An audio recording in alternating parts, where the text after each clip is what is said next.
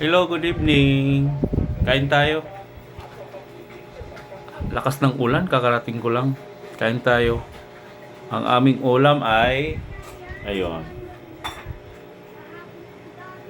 Pinakbet at isda. Ayan yung ulam namin ngayon. Kain tayo. Grabing lakas ng ulan ngayon at saka maano sa kalsada na ngayon. Ang gustong-gusto ko dito kainin mga ka-prinsip itong ano. Ito, yan. Ampalaya na Bisaya. Wow! Ayan.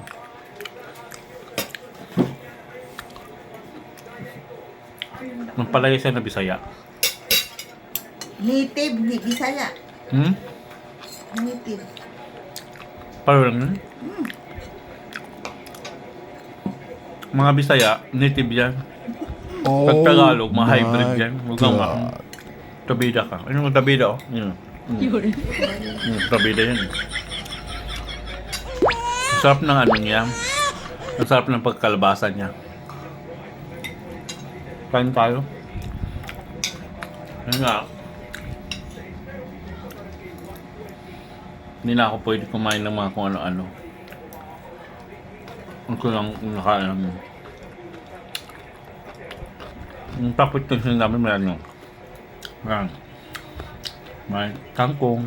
Wow! Ito nga may ampalaya na Bisaya. Tapos kalabasa na yung kalabasa na ang harap yung kalabasa namin. Saka yung isda namin na maliliit, masarap kasi ito. Alam niyo kung ganito kalait na may isda. Ito yung paborito ko kasi ang sarap. Gat paksiw. Ganito. Yan. Ang sarap. Kung maliit lang.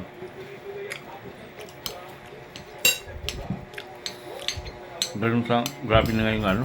Grabe yung ulan-ulan kasi. Kaya ayaw. Ang sarap.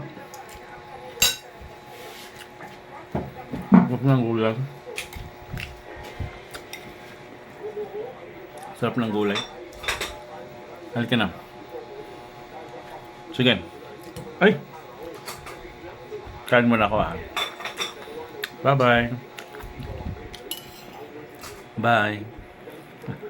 Kain mo na ako.